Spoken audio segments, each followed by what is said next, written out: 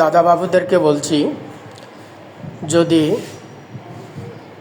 ভালোয় ভালোয় বাঁচতে চাও তাহলে স্বৈরাচার ফাঁসির আসামি শেখ হাসিনাকে বাংলাদেশের কাছে হস্তান্তর করো, বাংলাদেশে ফেরত দাও।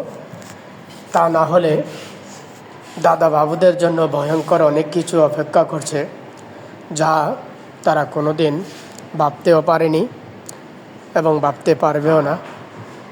তাই তাদেরকে বলছি,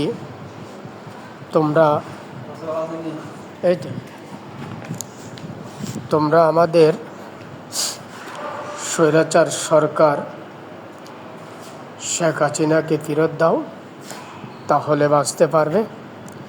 আর তা না হয় ইন্ডিয়া 19টা প্রদেশ 19টা রাষ্ট্র হবে, লিখিত রেখে দাও। এটা কখনো ভুল হবে না, কারণ তোমরা যা কিছু করো আর দেখাও সেটা নাটকের মাধ্যমে। আর বাঙালি বীর যোদ্ধারা যা কিছু বলে এবং করে, আগে করে তারপরে বলে, করে দেখায় যে আমরা এতটুকু করতে পারি। তাই তোমাদেরকে বলছি ভালোর ভালোই তোমরা ফাঁসির আসামি বাংলাদেশের স্বৈরাচারকে আমাদের হাতে ফেরত দাও, তার শাস্তি হোক।